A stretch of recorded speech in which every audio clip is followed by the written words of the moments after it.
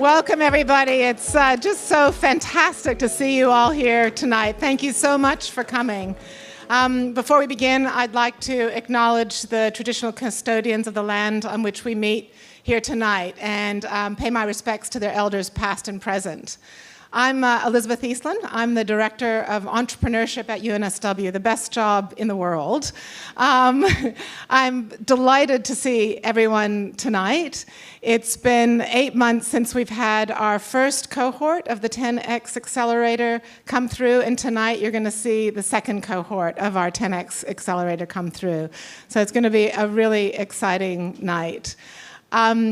In the last 8 months, my team has supported 140 new UNSW startups since 8 months ago. It's just a phenomenal appetite for this kind of thing at UNSW. Tonight you're going to hear from some 10 of the best. But I thought those of you who were here have been here for the whole journey, and many of you have. I thought you might like to hear a little bit about the first cohort. Some of the things that have been, they're all alive and they're all growing, which is remarkable, all 10 of them. And some of the things that are happening are so special that, in fact, I can't talk about them. But a couple of highlights. You might remember the cloud-based engineering company SkyCiv. They've reached their 100,000th customer in the last little while. Just amazing. They've launched 3 new products and they have 15 full-time staff now. So just an amazing success story. Tenderfield was the construction platform, if you remember. They're launching in the US next month. HEO Robotics, the actually high Earth orbiting satellite company, the CubeSat company, if you remember, was mining asteroids. They've signed several MOUs with international space organizations, and they were one of 6 space startups to go with Austrade last week to Silicon Valley to the space camp there. So just phenomenal. Sarah, if you remember, was selling Momcierge services from M-Time. 35% month-on-month revenue growth since then. Phenomenal success. And a special shout out to Foresight, who wanted me to absolutely emphasize that before they joined the last cohort, they were a mess, and now they're highly focused on an incredible opportunity. As I said, there's 10 amazing companies here tonight. They range from med tech all the way through to security services. So you're in for a treat tonight. As I said, thank you very much for coming. And here to introduce our startups is our greatest, our most articulate champion, Professor Brian Boyle, our Deputy Vice Chancellor of Enterprise. Thank you. Well, welcome everybody to the flagship event of Australia's leading entrepreneurial university that has graduated more startups than anybody else. Welcome to the creme de la creme de la creme. My name is Brian Boyle, and I have the best job in the university. Over the past 5 years, UNSW is proud to have graduated over 650 startups, have touched 60,000 people through the Michael Crouch Innovation Centre with an entrepreneurial experience. And while I'm sure this has really been a team effort on behalf of the whole of UNSW, I'm humbled by my colleagues, the colleagues across the faculties, delighted to see broad representation from the faculties here, humbled by the support from the divisions and, of course, the leadership from Elizabeth and our team. But really, the true reason for success is not us. It's our founders. It's our founders-led ethos. And tonight, you are going to be seeing people that we are not only immensely proud of, but incredibly humbled by. We're now taking this to the next level. As Elizabeth said, under the new founders programs, we've graduated 140 startups. We've reached out to 5,000 people already in the Michael Crouch Innovation Centre. Our goal is, to paraphrase Bob Hawke, that in the 21st century, no student or staff member need live in ignorance of entrepreneurship at the university. And we are getting there.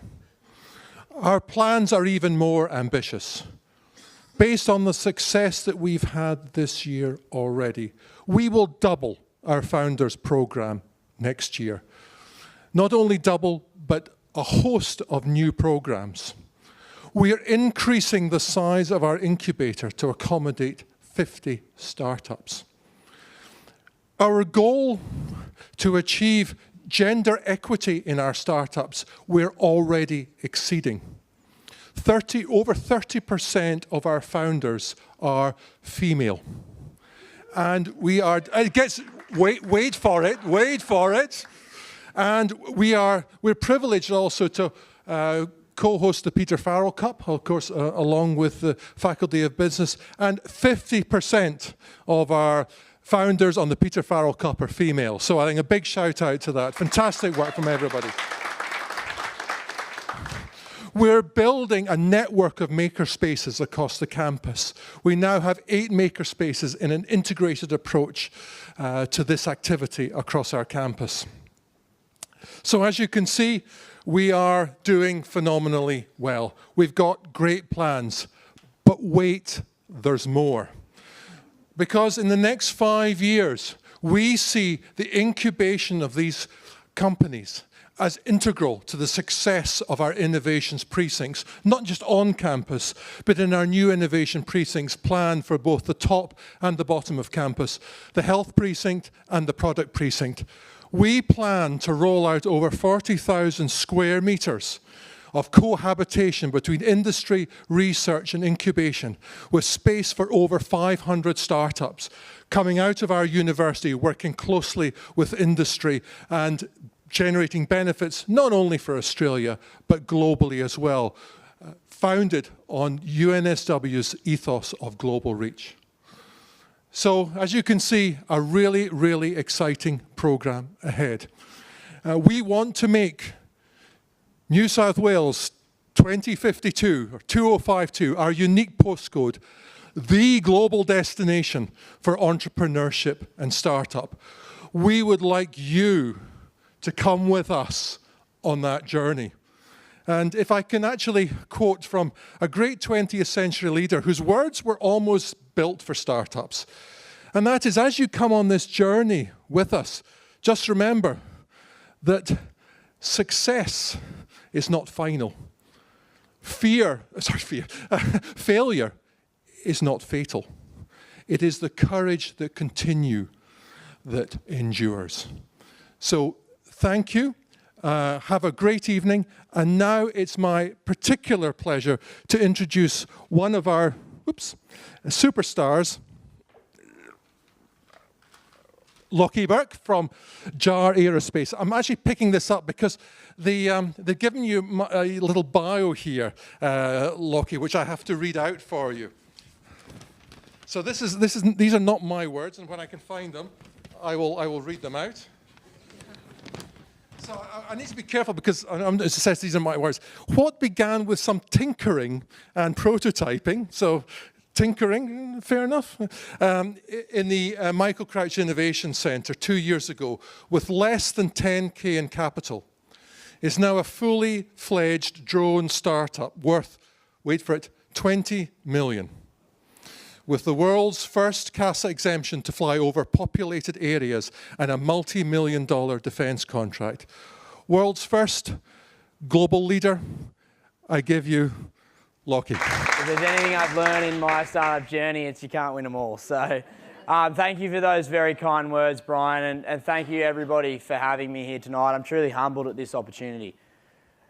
My company, JAR Aerospace, which I'm fortunate to be one of the founders of, we specialise in the design, manufacturing and systems integration of unmanned systems for the defence and commercial and industrial markets. What does that mean? We build drones.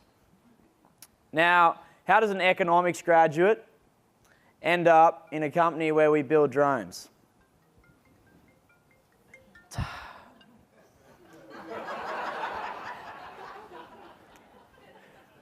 I'll go again. Not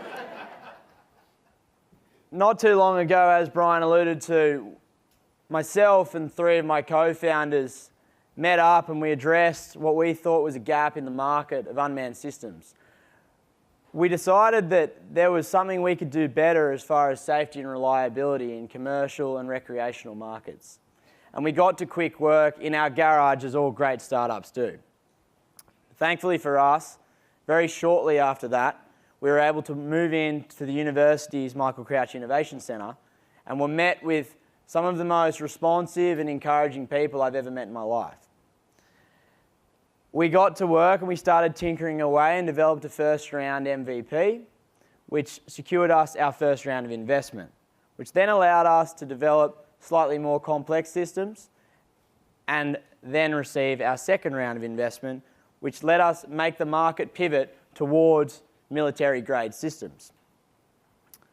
Now, this journey that now sees us with an operational staff of 19, as has been said, defence contracts and some very exciting work in the play, could not have been possible without the support of so many of the faces I see in this room and this great program of the university's founders. So I really want to take this opportunity to say thank you to everybody here, and also push back to a very similar room early days when me and my three co-founders turned up starry-eyed, dressed in our suits, ready to pitch for some reason in our suits on a Friday night. And we unfortunately came second to a group, or to a very smart man who'd made a flexi ice cube contraction. And if you're here tonight, congratulations once again, it still burns me. But I think that's really what this Founders Program's about. It's about not only taking little hits and getting back up, as we have done time and time again throughout all of our lines of our business, but also having that support network here where you know you can keep moving forward and you know there's still people in your corner, whether they be down in the makerspace in the MCIC or upstairs working day in, day out on the Founders Program. So for that, I applaud you. To the 10 groups that I see around the room, and I can't wait to hear your pitches. I can't wait to see what you guys are doing in a few years' time. And once again, thank you very much for the opportunity to talk to you all about a little bit of our journey today. Thank you.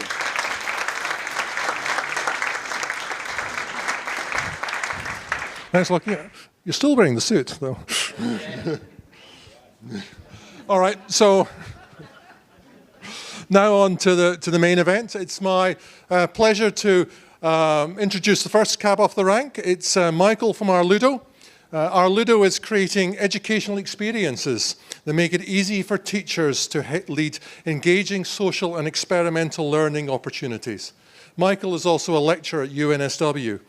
He has an infectious passion that we'll see tonight for teaching and a deep connection to the problem he's solving. Michael.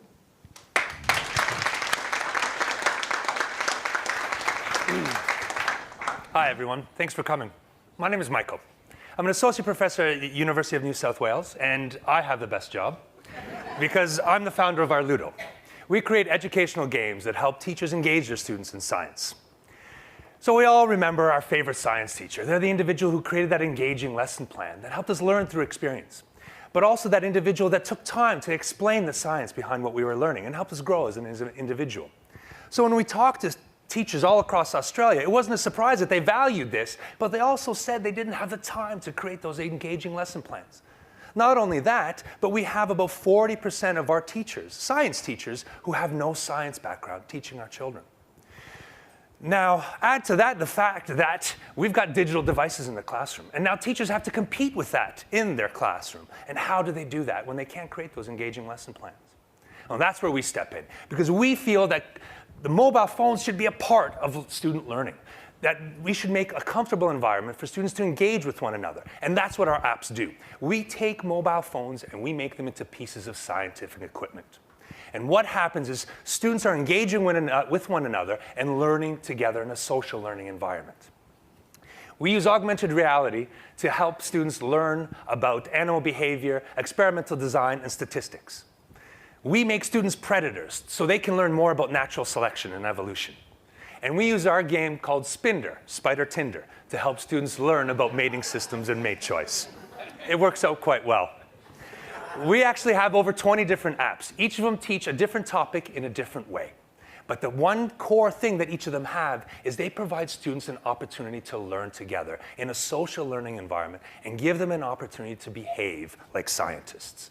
We've had over 75,000 downloads, 40,000 in the last 8 months, and this is with no marketing at all. But although teachers love this, what they really get excited about is the data. Because what we've done is we've connected our apps to a platform that collects data anonymously and display them at the front of the classroom. And what happens now is teachers can lead discussions with their students about the data that they've collected. Now, teachers are the experts and students are scientists in the classroom. And they're learning to become data literate. And this is extremely important in this age where we're talking about fake news.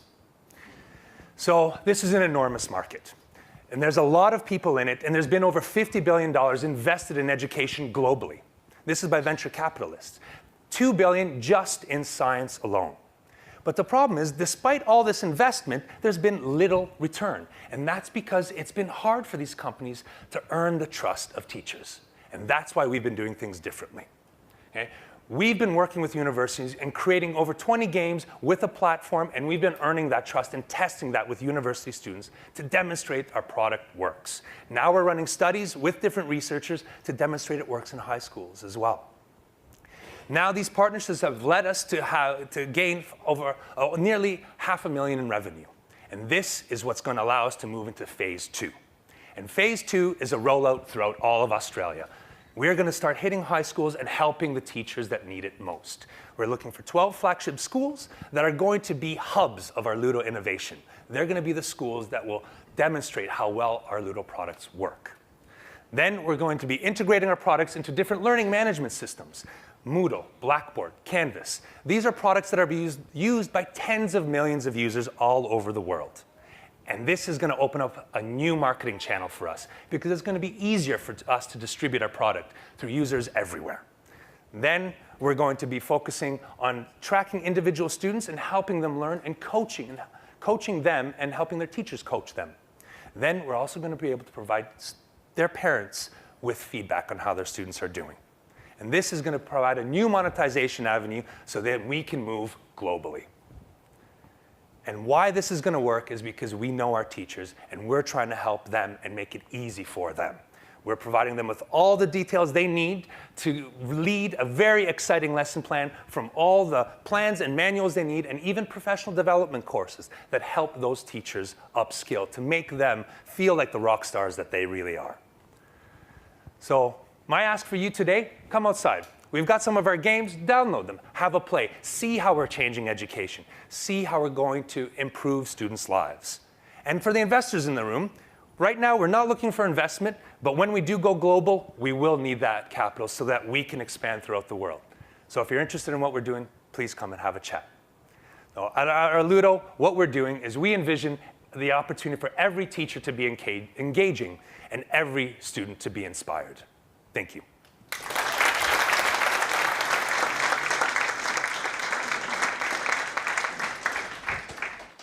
Thank you, Michael. Well, I have to say that if your lessons plan are even a tenth of as engaging and inspirational as you are onto an absolute winner. And by the way, sending Lockie your first lesson plan over the mobile phone and during his speech was a winning move as well. So well done.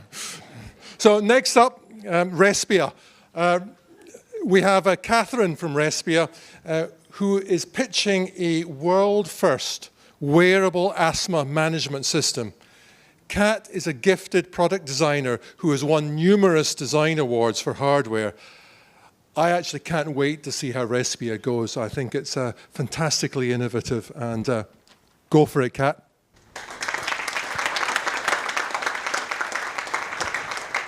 Good evening, everybody. I'm Catherine, co-founder and CEO of Respia. I remember all too well nights ending up like this.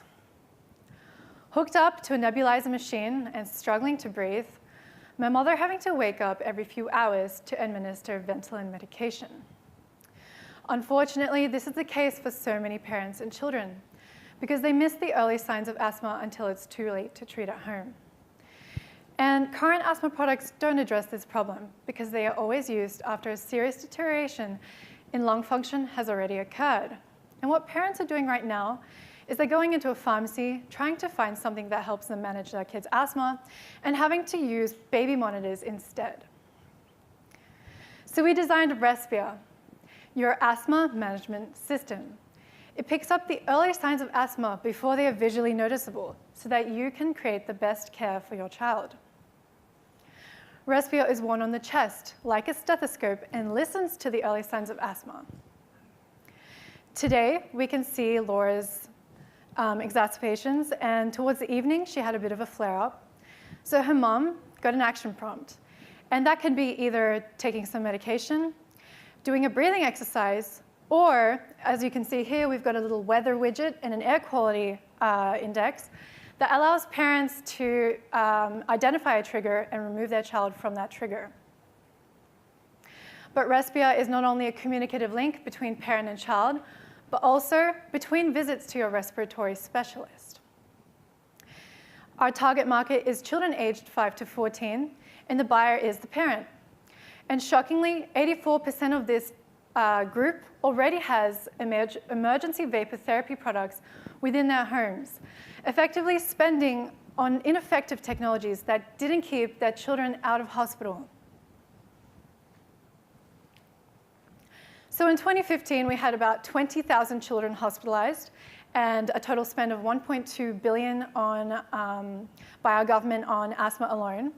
And in the US, this blows up to 440,000 hospitalized children and a total spend of $81.9 billion US dollars, including lost school and work days by the American government.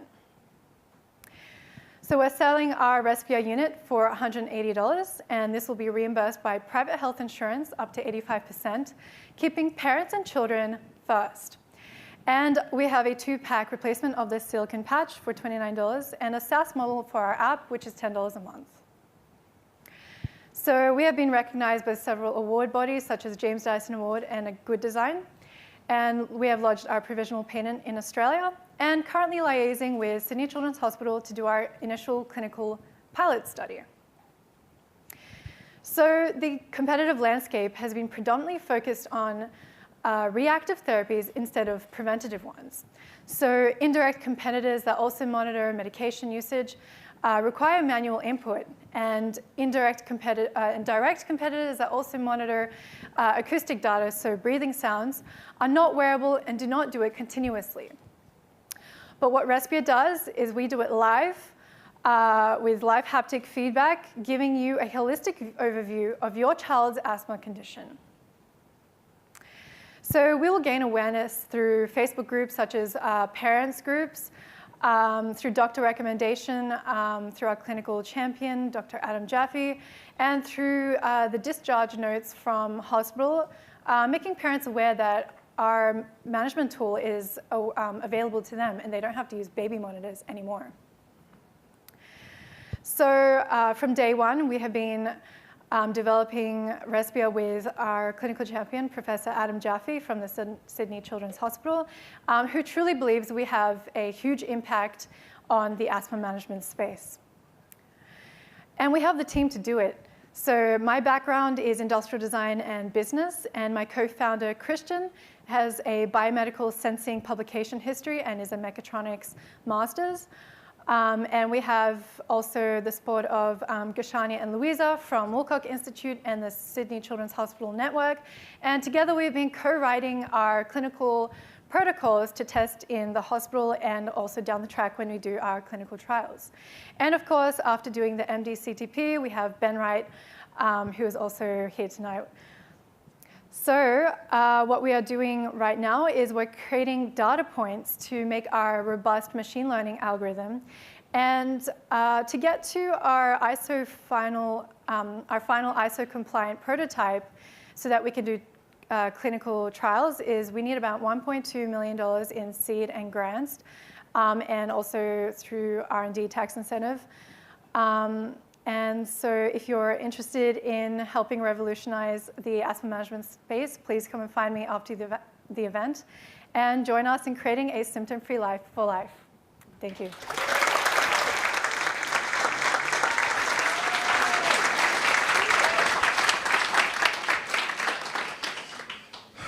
And that is why I think I've got the best job in the world, because it's so humbling to listen to presentations like that.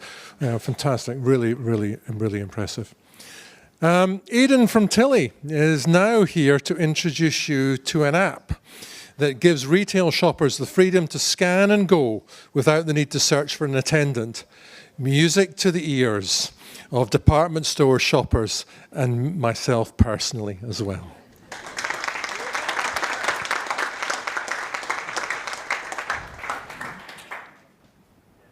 Hi, I'm Aidan Carlton and I'm the co-founder of Tilly, and we're revolutionising retail.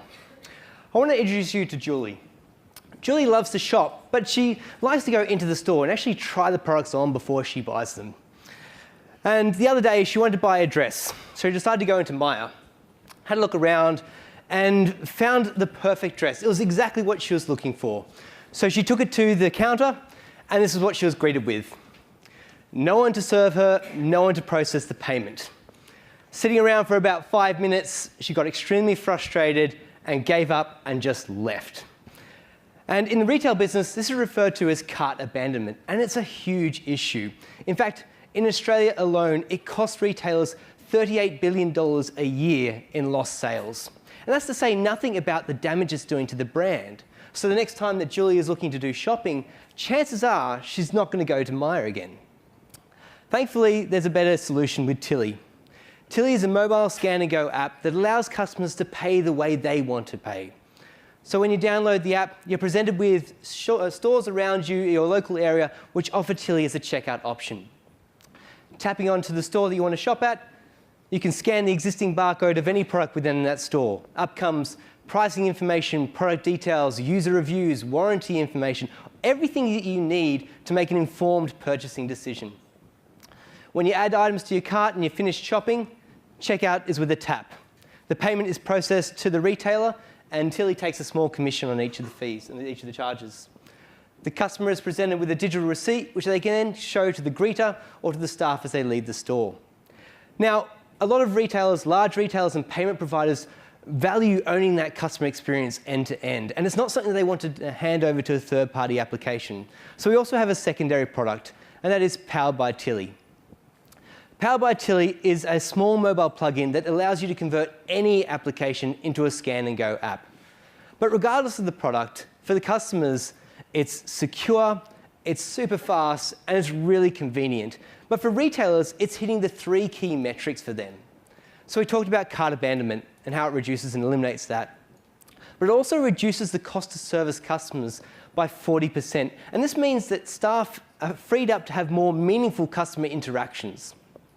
Also, because we collect data from multiple retailers, we're in a unique position to make targeted and insightful product recommendations to customers. And this is shown to increase sales by 10%. Coles, Bunnings, Target, Walmart in the States have all said that scan and go is the future of retail and making active investments in this space. And in fact, the CMO of David Jones has been really excited about what we're doing and has come on as an investor and advisor to us. But this opens the door to a massive industry. Not many people realize that 90% of shopping is still done in stores. And that means that our beachhead market alone, which is Australian fashion retailers and discount department stores, is a $700 million revenue opportunity for us.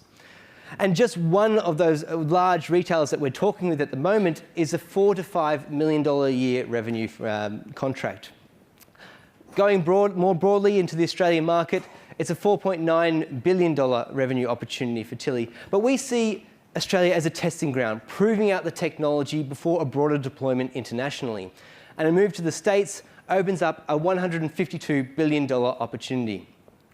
But we at Tilly consider success nothing short of being the primary way that people check out, both in Australia and the rest of the world. And we've got the team to do it. So Tilly was founded by myself and Carl Nelson. I have 10 years experience in digital delivery, including the last 4 heading up Westpac's mobile and tablet delivery team. Carl worked for NASDAQ on system-critical algorithms to detect insider trading, and we also have a fantastic and diverse team of designers, developers, and salesmen supporting us. And the last 6 months have been an absolute whirlwind for us. It started with us deploying the app into both Android and the iOS app stores, and onboarding a small retailer to test and learn and getting phenomenal results. We also built out an administration console and a vendor console to manage the content within the system, and also a live stream for security purposes. But more recently, and thanks to the active involvement with the Founders 10X program, we've actually been able to onboard a number of retailers, including IGA and Australia's largest party supply retailer. But that pales into comparison to what we've actually got in the works. We've got some really exciting partnerships that we would love to announce, but it's going to have to be in the next couple of weeks. So we're talking with some really large retailers and payments providers. In order, what we're asking for you today is 3 things: download, connect, invest. So if you like what we're doing, download the app. Have a go of it. Actually, we're selling Tim Tams and Oreos out there if you want to use the app in real time. It's fantastic, so it works there. But also you can join the Tilly Early Birds Facebook group, and that shows you where and when you can use the app as well. But if you're connected into the retail industry, we'd love to have a chat with you. We're always happy to seek advice and feedback and warm introductions. And also, we are opening up a seed round shortly. We're in fairly progressed discussions with a number of investors, but we're always happy to have conversations with people that might be key strategic partners. So we're Tilly, and we are the future of retail. Thank you.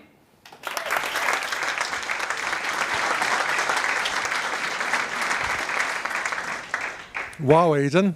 From my extensive market survey, as I looked around the room at the number of people that were nodding their heads saying, yeah, I could use that app, you've pretty much got it made. So well done. Any app that allows me to forego any social interaction with people in shops has this socially awkward physicist vote too. So fantastic work.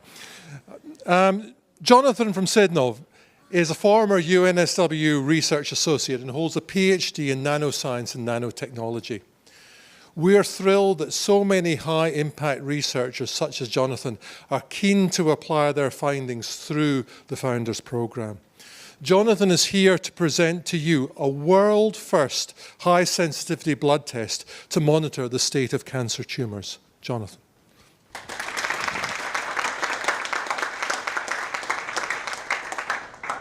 Hello, my name is Jonathan. I'm the founder of Sidnov, a research and development company specializing in cancer diagnostics. According to the American Cancer Society, your chance to get cancer within your lifetime is 38%.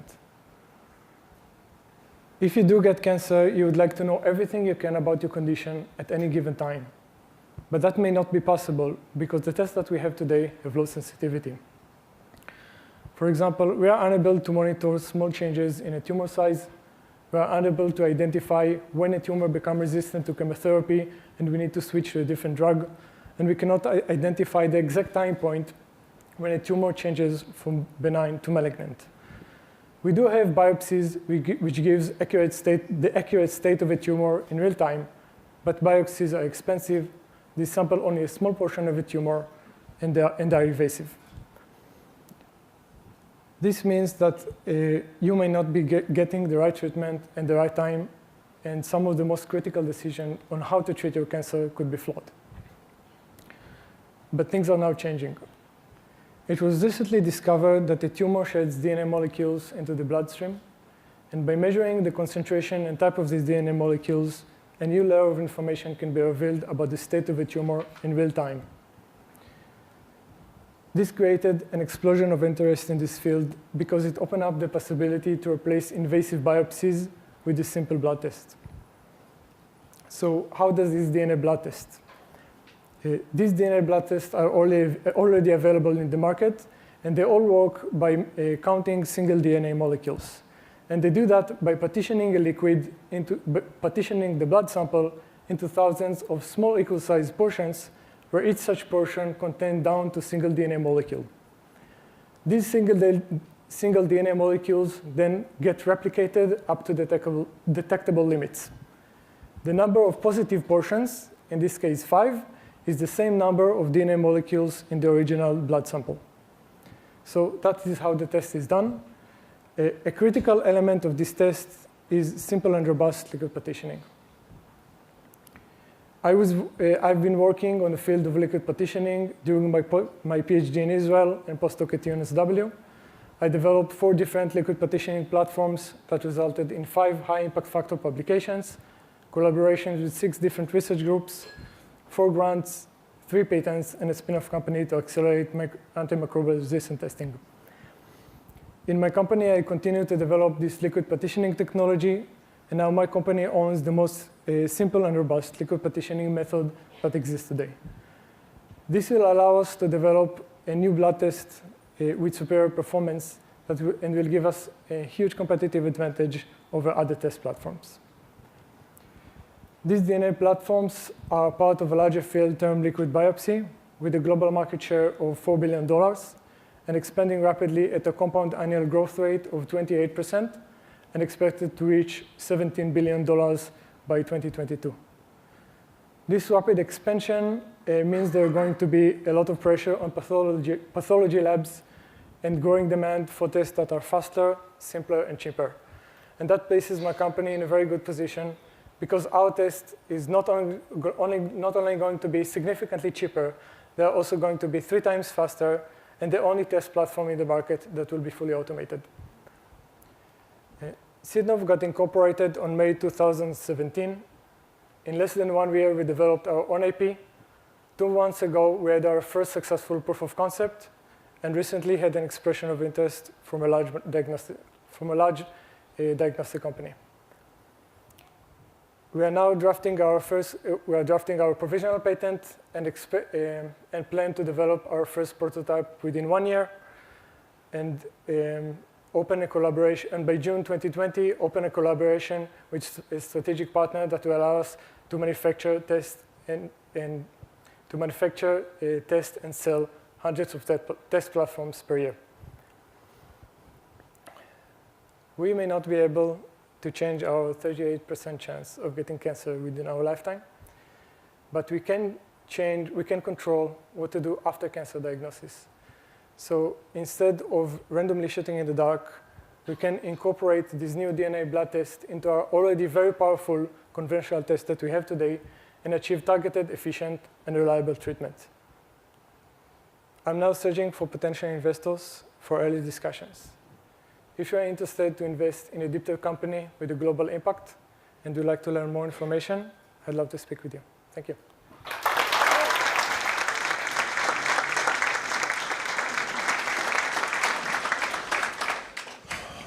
Jonathan, you mentioned 38%, but of course the number is 100% of people in this room, either whose lives have been touched by cancer through themselves or through a loved one. So we really do appreciate what you're trying to do here. Take your hat off to you. Thank you.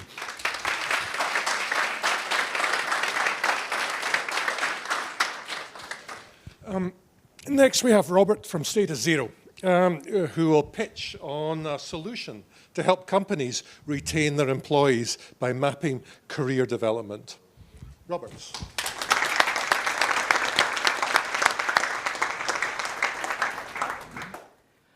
Hi, my name is Robert, and I'm a co-founder at Status Zero, and we help companies better retain their staff.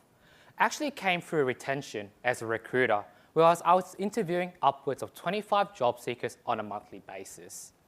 And consistently, when these job seekers came to me, they came looking for growth opportunities. They weren't aware of what next to do for their career and where. And I knew this was a big problem for human resource managers because this talent was gold. And if they departed, it would have been extremely expensive. So since February, we've interviewed more than 28 human resource managers at the world's leading companies. And consistently, they struggle to articulate the technical differences in roles of varying seniority.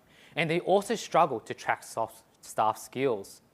This means an inability to understand your staff's strengths and grow from there. And it's being poorly done at the moment. What we're building at Status Zero is a HR platform which can help companies better assess and retain their staff. Like an internal Google Maps for careers and skills, we can automatically track the skills of your individual staff and create personalized career development plans for them. And for this to work, there are 3 key functionalities or 3 key features of the platform. When an organization first onboards Status Zero, we take them through an adaptive questionnaire which has been produced with organizational psychologists. This helps them define and understand what skills and at what level are actually crucial upon entry for any given role. We then integrate with and this then spits out what we call a role persona, a destination in your Google map which is then visible to any given staff member to track and follow against and form their goals. We then integrate with existing work tools, tracking the content and work which your staff produce in order to map their skills and provide to them a simple indicator of where they stand for any given skill set. But don't be fooled by the simple intuitive interface. Underlying our platform is actually a complex self-adaptive capability map. When we onboard an organization, we continuously ingest the content, the work that staff have been producing in that organization, understanding what skills are crucial to that organization, modeling relationships between those skills, and understanding when new skill sets are actually emerging or when skills are changing. It's all adaptive. So this product is gaining a bit of interest in the market. We've been fortunate in the Founders 10X program to begin partnering discussions with the Australian Graduate School of Management and Deakin Co. And they together, they view our platform as a means to better engage their corporate partners and provide personalized learning development programs. But we've also been able to secure our own corporate leads as well, sending proposals to leads such as the Big Four banks and other ASX 200 companies. We sit at the intersection of two burgeoning markets, HR tech platforms which have been traditionally used to engage and retain staff, but also a new product category called learning experience platforms. These are systems which can understand an existing staff skills base and recommend to them personalized learning content. It's a new market, $200 million, but it's burgeoning, growing at a 150% compounded annual growth rate as of the last 3 years. And because we are in such big markets, it's obvious we do have competitors in this space. But where we choose to compete is to be able to link skills attainment to career outcomes and provide detailed criteria for any single job seeker with clear pathways on how to be competitive for any given role. Just go on LinkedIn and try to find a job. You'll probably see job ads asking for 3 years of experience in accounting. What does that even mean? I'm an accountant with 3 years, I apply for a role, and if my experience is just out of touch in terms of what they're looking for, I'm out. And at the same time, you have great educators who are really able to clearly articulate, in order to be competent for any skill set, you have to demonstrate X, Y, Z. Why isn't this in the job market? We bridge that gap between HR and education. In terms of our product roadmap, we're pitching ourselves as an internal Google Maps for your careers and skills to existing companies. But as we begin to onboard companies, we're really building a common language of job readiness. And as more companies use Status Zero, it's going to be a universal system. This database in future, we plan to open source to the wider community, providing anyone, regardless of background, with personalized pathways to their career goals. In our final phase, being able to do that, we plan to move beyond just a retention solution, but to a full-blown talent management solution, taking care of a company's recruitment and retention without bias for a better society. Executing on the ground floor is a tight-knit team of 4. Myself, I have a background as a past EduTech founder. I set up a company called Edify Learning, which was acquired.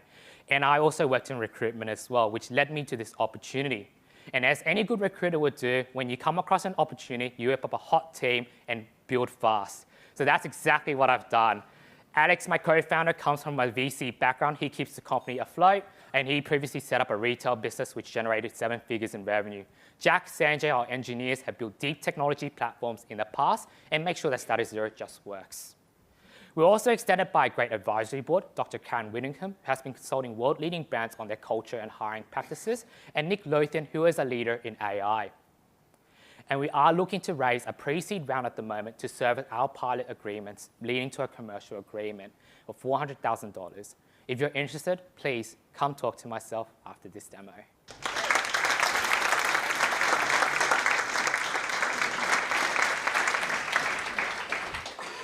Thank you, Robert. Very inspiring. I love the way that you've put the Google map for your career development. I hope you never get to see my street view. Sonder has created the world's first dynamic e-ink keyboard, which adapts to the user based on whatever application they're using. Francisco is here to tell you why it's a game changer.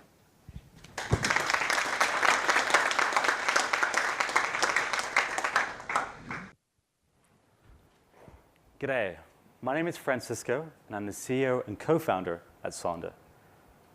The way we use computers have changed a lot, and yet the keyboards we use to connect to them remain the same.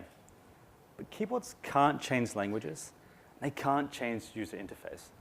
As Steve Jobs said, every application needs a slightly unique user interface, a slightly optimized set of keys, just for it. So what's the solution? Well, we at Sonder have developed the world's first smart e-ink keyboard, which adapts to the user to show any language, any application shortcut, and any custom function right at the fingertips.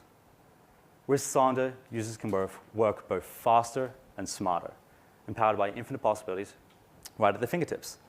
And boy, have we patented it. In fact, we're partnered with the world's largest manufacturer, Foxconn, the primary manufacturer for Apple. We're the first Western startup to be invited to join their startup accelerator in Beijing. We spent 6 months taking our prototype and optimizing it for mass production in China.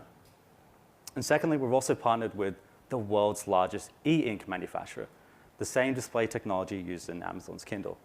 The reason why we use e-ink is it's really, really thin, uses almost no energy, and it's extremely cheap at scale.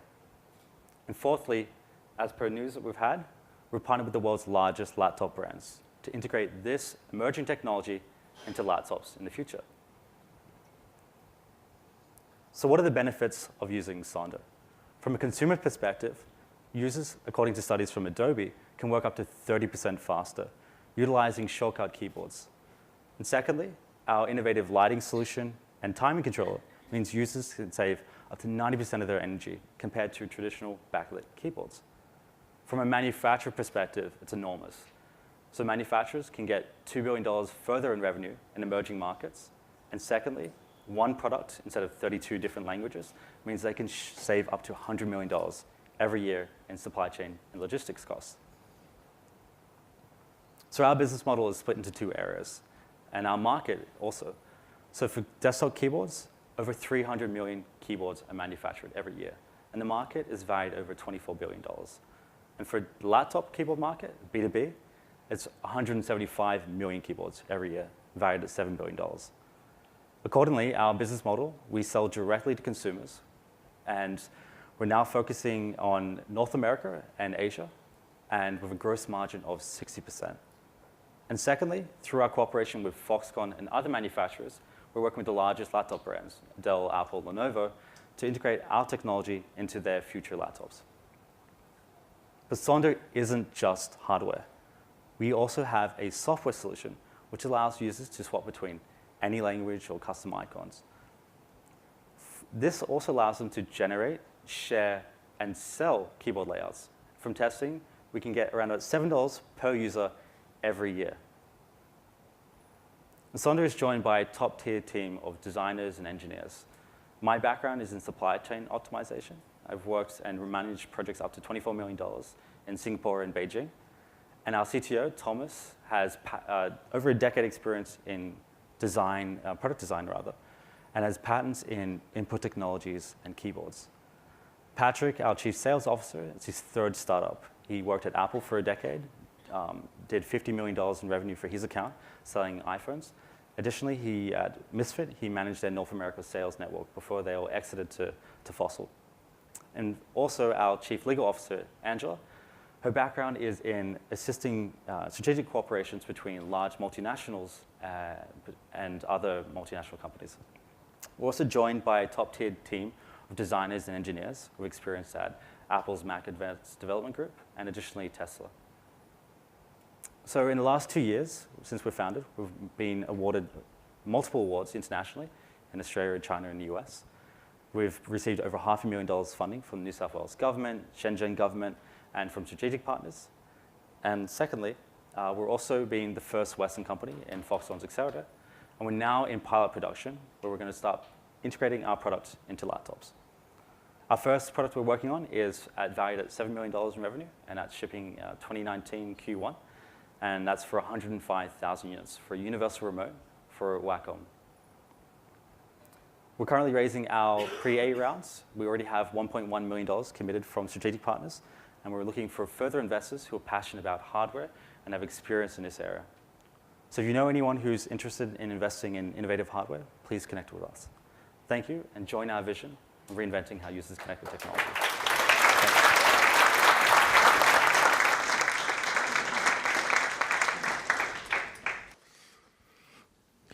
Wow, Francisco.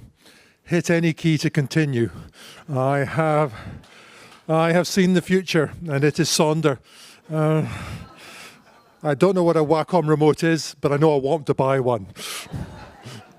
Can I be your customer number? Well, customer number 100 or so. I presume you've got plenty lined up before me. Well done.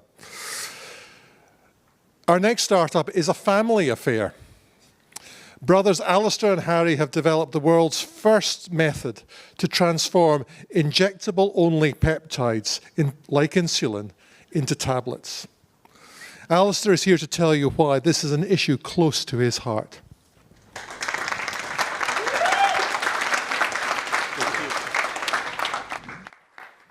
Just want to clarify, it's not a family affair. Hi, I'm Dr. Alistair Laus, and I'm the founder of Renature Labs, and I have an autoimmune disease. Now, does anyone in the audience know what an autoimmune disease is? Or better yet, what you might not realize is that the person you're sitting next to probably has an autoimmune disease. In fact, you probably didn't realize that diabetes is an autoimmune disease. And what's crazy is that today there are 415 million diabetics in the world, yet just 30 years ago, there were only 100 million. So why is this disease increasing so rapidly?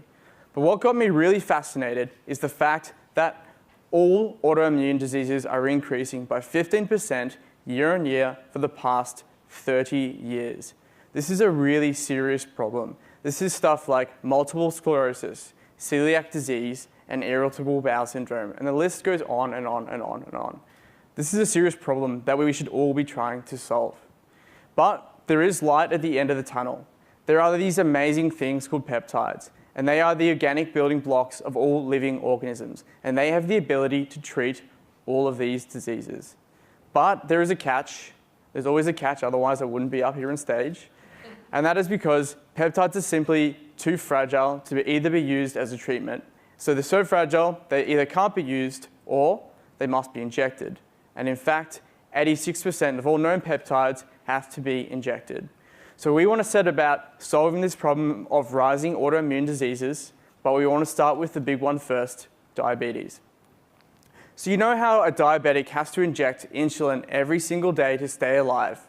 Well, what we do is we take therapeutic peptides like insulin and we convert them into edible tablets. And that allows us to deliver the therapeutic with 100% integrity up to 24 hours. But what does this all mean? This means we can remove the pain of injections, and secondly, we can lower the cost of insulin. But the beauty of the tech is its simplicity. So this is a really simple solution to a very complex problem. And the reason for that is because we use very simple production and very simple goods, and that means we can bring it to market faster. So let me show you how simple it is using these graphs. I'm just kidding, I'm actually not going to put you through the last 2 years of the lab experiments I've been doing, but let's go through a simple version.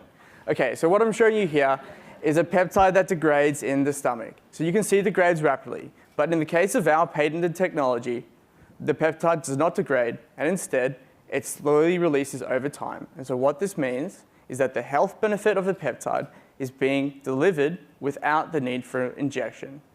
But we want to not just go after diabetes and not just go after insulin. We want this to be a technology that is applied to other therapeutics and other diseases. So what I'm saying is we want this to be a platform technology. And so that's what we've done. So we can make this a tunable, flexible, and timeable technology that's tailored to the specific drug and to the specific patient. So in terms of market, it's huge. Insulin is a $43 billion industry per year. But actually, the demand for insulin is much higher. And what I mean by that is a lot of the developing countries can't actually afford to purchase insulin. But because we can actually make insulin cheaper, we hope that we can actually tap into this market. So as I mentioned, insulin is a $43 billion industry per year. With 5% market adoption, that makes us a $2 billion company per year. In terms of competition, there's a lot of players on the field, but none of these guys are going to be the next unicorn of the biotech boom. And that's because Renature Labs is the only oral peptide delivery platform in the world that actually works, is safe and effective, and also is very simple. So in terms of the team, it's myself, and my background is a PhD in biophysics and chemistry at UNSW and Princeton, and my brother, Harrison Laos, and his background is several startups as well as economics. So where are we and where do we need to be? So we spent 2 years doing the experiments and getting the IP and the patents sorted, and now we're working on to our trials.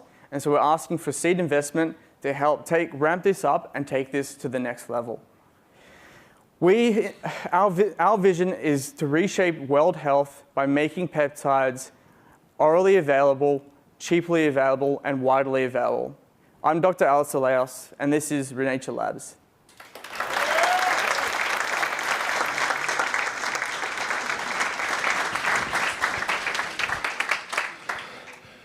Thanks, Alistair. I think it's been a mark of the presentation tonight that most people have had B after their dollars numbers in billions.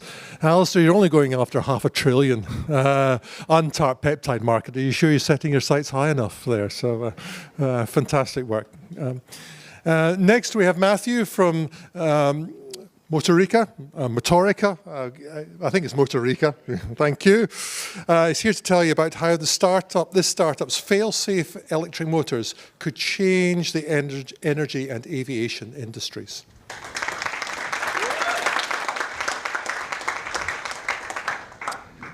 So I'm Matt, and I'm the CEO and co-founder of Motorica.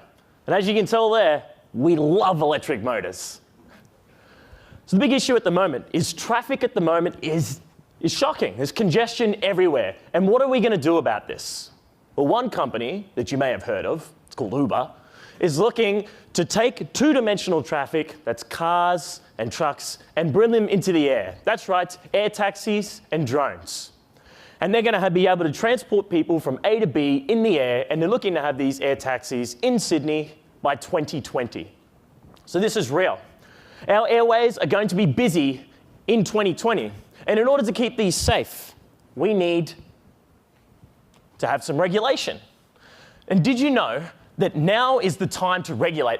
And regulators are outlined, in fact, that there must be the technical data logging of defects and an emergency plan for the case of a fault on an electric motor in a drone. However, at the moment, there's no easy fit product on the market which can do this. This means the drone manufacturers need to spend time and resources in product development in order to achieve this compliance. Here at Motorica, we're making this facilitation of compliance easy with two products. The first is integrating motor health sensing inside of the motor to be able to diagnose a fault before it becomes catastrophic and allow the drone to land safely. And we're doing this with an easy fit plug and play solution that requires little to no change to the drone architecture. Our second product is integrating fault tolerance into the motor system, and that is the capability for a motor to be able to continue to operate after an electrical failure has occurred. But instead of me talking about this, let me show you. So this is our research lab at UNSW with our first prototype.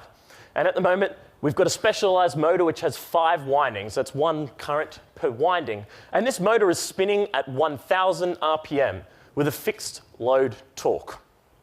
All 5 windings are healthy at this moment, so let's purposefully introduce a fault to one of the windings. We can see here, constant torque. Let's fault another winding. The motor still continues to operate on 3 windings with constant torque. So we're a B2B business model. We'll be selling to drone motor manufacturers with 2 products. The first is motor health sensing. What we'll be doing is we'll be telling drone motor manufacturers where to install our health sensors inside of the motor during the motor manufacturing process, and then on-selling our module, which sits on the side of the motor. And this module will take the data from the sensors and detect when a fault has occurred. In essence, we'll be taking our large research lab prototype there and scaling it down to something the size of half of a USB drive. So it's going to be very small. Our second product is a fault-tolerant electric motor and controller which can continue to operate after a fault's occurred, and we'll be licensing the design for this technology to drone motor manufacturers. There are two main competitor groups here. The first are the drone motor manufacturers, which make the motors, but don't actually incorporate any health sensing. The second are the health sensing companies, which make health sensing tech, but for large motors, and is not scalable down to drone applications where weight and size are an issue. Motorica is the best of both of these. We'll be targeting commercial drone applications like this. Specifically, our early market research tells us that we should be targeting high-risk flights. So flights over urban areas with high population densities, flights where you're carrying sensitive or expensive cargo, or flights which have a long flight time, particularly out of eye-line. And we've already had two Australian drone manufacturers, Carbonics and Drummer, who are very interested in performing commissioning with us for our first product. So there's a $398 billion market for safety-critical motor applications. These are electric vehicles, drones, electric aircraft, and wind turbines. And of that, with our first product, we'll be targeting the $6 billion drone market.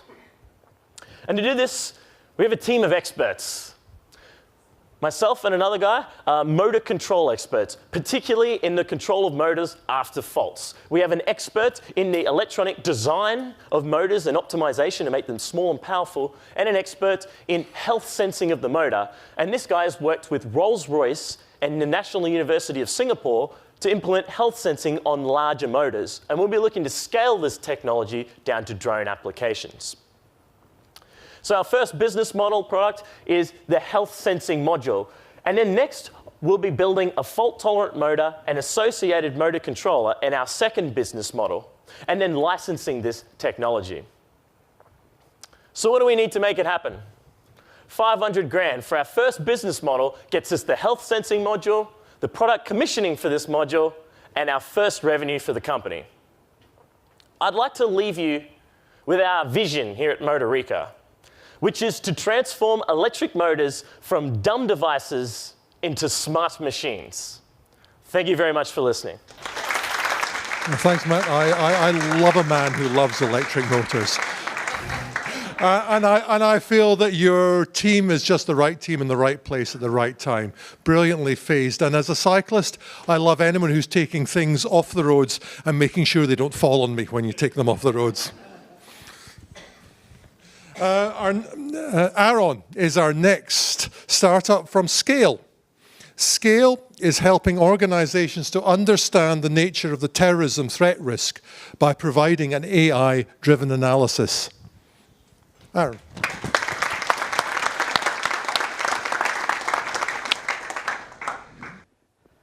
Hi, I'm Aaron from Scale, and we help organizations protect their assets and people from terrorism. We're very fortunate in Australia. We rarely worry about our safety and security. And in that sense, we're very lucky. But very few people realize how lucky we actually are. In the past 3 years alone, 15 terrorist attacks have been foiled in their advanced stages. And of course, not all attacks can be foiled. Other countries have not been so fortunate, particularly those in Europe. And beyond the human cost of terrorism, there is also a massive economic cost as well. The EU estimates that terrorism resulted in over $180 billion in lost GDP between 2004 and 2016. It's therefore little wonder that every year we spend over $300 billion on counterterrorism, of which approximately 10% is spent on assessing the risk and understanding the risk. Now, we all trust that there are people out there looking after our safety, but the problem is that the methods they're using are problematic. We continue to rely on simplistic risk matrices or basic risk scoring methods to assess the risk, and these methods are subjective. Now, are you comfortable with the fact that your safety and security is being assessed using these methods? These methods are subjective and opinion-based, and because of that, they lack accuracy and consistency. And because they rely on security consultants to perform they're also cost prohibitive. Our solution to this problem is Scale, a data-driven method for assessing terrorism risk. We combine data about past attacks from multiple databases, including the Global Terrorism Database, as well as open source intelligence gathered from government agencies, news and media, and geospatial analysis to model how terrorists select and pick their targets. So how secure are we tonight? Well, because we're in the Darling Harbour precinct, a very busy and prominent tourist area, Scale has assessed the risk as moderate. Because security measures are relatively basic, it has assessed the vulnerability as high. This places us in the orange quadrant, which represents sites which are unlikely to be attacked, but if attacked, security measures would likely fail. Based on this analysis, Scale believes that our security measures should be slightly higher, and in order to facilitate this, it provides a series of recommended actions to be implemented. All of this information is compiled into a full risk assessment report, which is automatically generated and sent to the user. Now, how good is Scale? Well, using an unseen test database, Scale is able to accurately identify 90% of past attacks. Because it is an automated system, it is up to 80% less expensive than doing a risk assessment through a security consultant. And again, because it is an automated system, from start of assessment to delivery report takes less than 15 minutes. So who are the people we help? We help insurers better understand the underwriting of terrorism risk, as well as assist their clients in mitigating terrorism as a threat. We help owners and operators of critical infrastructure meet their legal obligations to assess potential security risks. We help crowded places protect their patrons and visitors. And we help law enforcement and government better allocate resources for national security. In terms of our traction, an early prototype of Scale was used by the Barangaroo Delivery Authority to assist in security planning for New Year's Eve. Earlier this year, we were used by the Art Gallery of New South Wales to assist security planning for the visit by President Barack Obama. And currently, we are engaging in pilot programs with Zurich, as well as Woodruff & Sawyer, one of the largest insurance brokers in the US, who we also secured during our trip in San Francisco. In August 2018, we have launched our MVP, and we are beginning our Australian pilots, quickly followed by our US pilots, again with Woodruff & Sawyer. And early next year, we will be beginning our pilots in the UK and Europe, which is a very significant market for us. In terms of our product development, we are constantly improving and expanding the data we gather, allowing us to assess different regions of the world and do it more accurately. And we're also integrating new ways of collecting that data through computer vision and deep learning to further improve how we assess threats. In terms of competitors, Scale is quite unique as the first of its kind in data-driven terrorism risk assessments. Currently, the landscape is either consultant-based models, companies who focus on modeling of catastrophic risks, or companies who primarily focus on modeling property crime. One of the unique things about Scale, one of the things that drives us, is the fact that we've been able to combine deep subject matter expertise in terrorism with the expertise in analytics and machine learning. Myself, my background is a security consultant. I have consulted and advised the Western Australian government and New South Wales government on terrorism preparedness. Tushan, our chief data scientist, has a PhD in machine learning from the University of Sydney. And Andrew Tatrai, our advisor, has over 30 years of experience in risk management and crowd safety. In terms of what we are looking for strategic partners to be able to push Scale and have it protect as many people and assets as possible. In particular, we're interested in connections to the insurance industry, as well as in government and law enforcement. Now, Scale is just part of a much wider vision we have, which is to have data empower our most critical safety and security decisions, and ultimately to make the world a safer and more secure place. Thank you.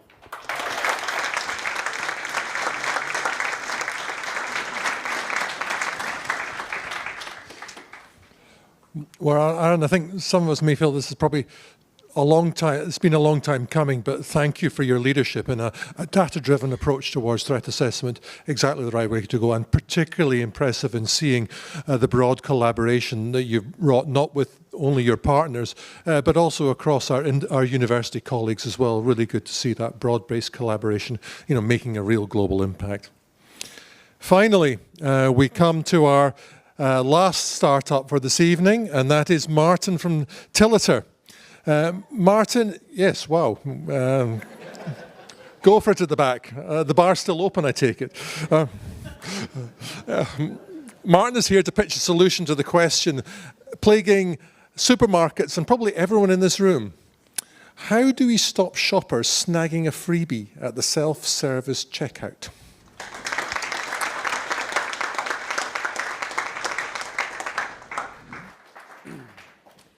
Don't worry, everyone, you're only 5 minutes away from stretching your legs and getting another drink.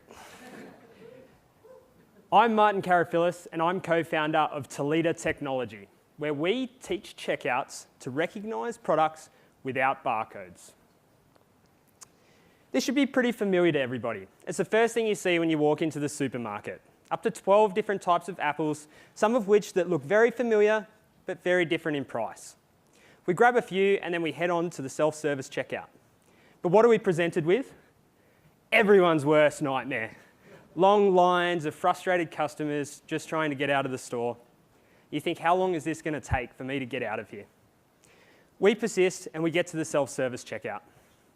We scan through a few barcoded items and they're fast and easy. But then we get to fresh produce. And you're all of a sudden presented with a huge menu of all different items, some of which you've never even seen before. And what were those apples that we got earlier? Pink Lady? Red Delicious? Royal Gala? I tell you what, we'll just put it through as the cheapest apple. Better yet, let's just put it through as the cheapest onion we can find. We've been waiting in the queue for 20 minutes. So far, you're faced with a time-consuming journey, a really frustrating and annoying process, and you may even think about reducing your grocery bill. You may not even know that you're putting it through as the wrong price, and whether we like to admit it or not, that's theft. And this theft in Australia costs supermarkets $4.5 billion a year. And when it comes to the lines and they get too long, it's amazing how many shoppers just choose to leave their items and walk out, costing supermarkets $37 billion a year in losses. Supermarkets are even going to the extent of plastic wrapping fruits and vegetables just to put a barcode on them. This is their solution. More and more plastic into the world. Well, at Toledo, we want to reduce this plastic. We want to optimise the checkout process, and we want to minimise the opportunity for theft. And to do this, we've created a system called the Toledo Vision. Toledo Vision sits at the self-service checkout and identifies fruits and vegetables so you don't have to. Using artificial intelligence, it automatically selects your items so you don't have to manually enter them anymore. It's incredibly scalable. We can integrate this device into any manufacturer's point-of-sale system in the world right now. It's extremely accurate with over 99% accuracy and incredibly fast with under 1 second recognition speed. And amazingly, it doesn't need internet connection to run. On the back of some media coverage that we've gained lately, we've been able to set up partnerships with supermarkets and manufacturers of point-of-sale systems all through this 10X process. We've even been able to work with Microsoft to set up our cloud infrastructure and deploy our API service that can be accessed from anyone's mobile phone. And the real key behind our successful product is our team. With experience in multinational companies, from products and teams, from R&D spaces right through to go-to-market strategies, and then managing that through the growth stages, we're able to cover most aspects of the business internally and meet our goals fast. There's currently over 100 million checkouts in the world right now, with 4.5 million of those in supermarkets alone. We aim to have 100,000 units installed by the end of 2020 with our projected projects right now. We sell to the manufacturer of point-of-sale systems that then reach the end user, being supermarkets all across the globe. And how do we make money from all this? Well, we charge an initial fee and an ongoing monthly subscription fee that can be cancelled at any time, if you want to go back to the manual selection. And with the projects that we have in the pipeline right now, we have $28 million revenue by the end of 2020. And we have a case study. You can go and pick up a copy of it at our stand right now, which shows per 10,000 users, supermarkets save 63 hours at the checkout per checkout. they can actually pay off this system in the first 6 months of implementation. And the large stores that have over 2,000 stores can actually pay it off in the first 4 weeks, just in theft savings alone. And when it comes to competition, we're really out there on our own. We can deliver a high-tech product at a low cost today, not 10 years' time. Openly, Amazon Go and AirPoly state that they cannot add fresh produce into their technology today, and they struggle to do it in the future. They use RFID tags and plastic wrapping. RFID was invented in 1948. So we can leverage our relationships with these manufacturers and supermarkets to enter the market now, and then move to our next stages of fully autonomous checkouts. We're currently looking for industry advisors and partners to help us through the next stages of our business. And we're also looking for investors to fill our seed round of funding to complete the projects we have in our pipeline right now, thanks to the 10X program. I'm Martin Karafillis from Toledo Technology. I urge everybody to get out, have a go at the self-service checkout and try and rip us off a couple of things. Thank you. Brian wanted to say these words, but I'm going to say them. Thank you very, very much to all of our founders. It was just sensational to hear you. Thank you very much, Martin. Thank you to Brian. Thank you to Lochy. I'd like to introduce now Jennifer Zanich. She's head of our ecosystems and partnerships, and she's here to talk about our Founder Fund, which is our most ambitious initiative to date.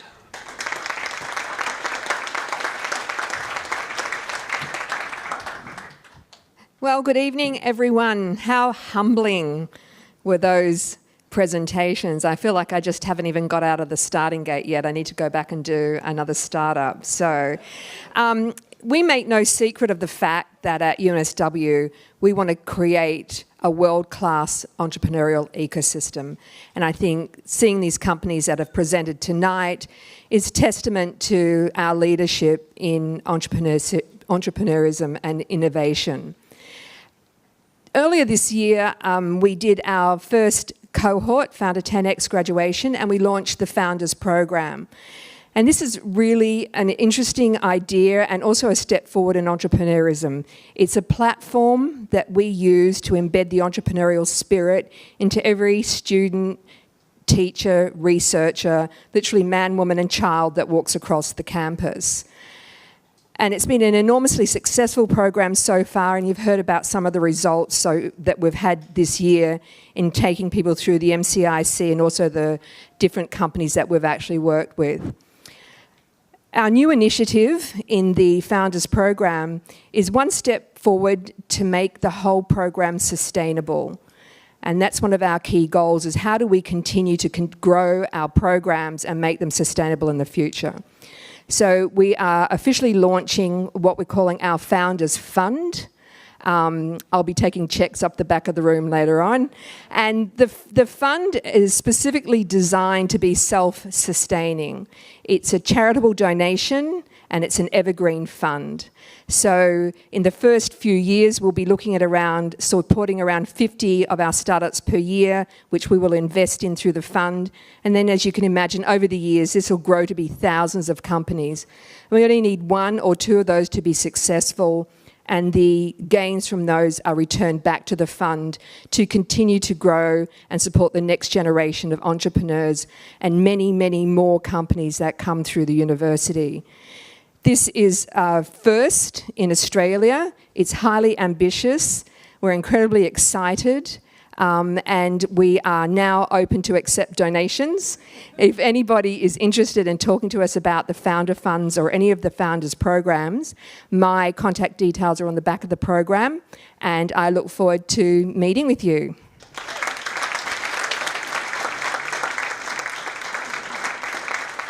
Thank you very much, Jen. And thank you all very much. We've come to the end of the evening. When I looked through all of the people that have accepted the invitation today, I was so excited to see. I think I knew almost every single person on the list, bar a handful. All of you have contributed to this tonight, so I hope that you're all proud of the amazing work that you've all contributed to. This is an amazing ecosystem that we're growing. The Founders Fund is just part of that. But there are a couple of people that I wanted want to thank very, very specially. They've gone out of their way over the last 10 weeks. And the first person I want to thank is Julian. Julian has been absolutely outstanding as the leader of the Founder 10X program. And without further ado, we want to give you masses and masses of thanks, Julian. Thank you.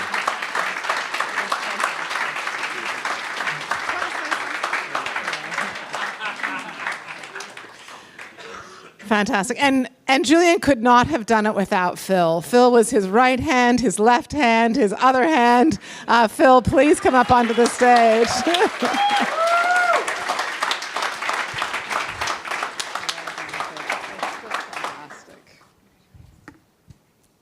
Finally, Lockie, that was a wonderful talk. Thank you so much. We want to show our appreciation both for the talk tonight, but for the incredible enthusiasm that you've exhibited ever since I walked upstairs on level 1 at Hilmer Building. Thank you so much, Lockie.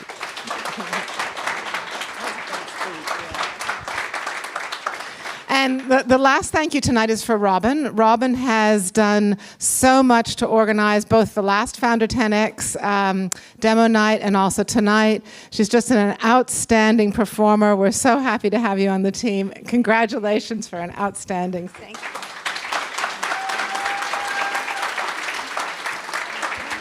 All right.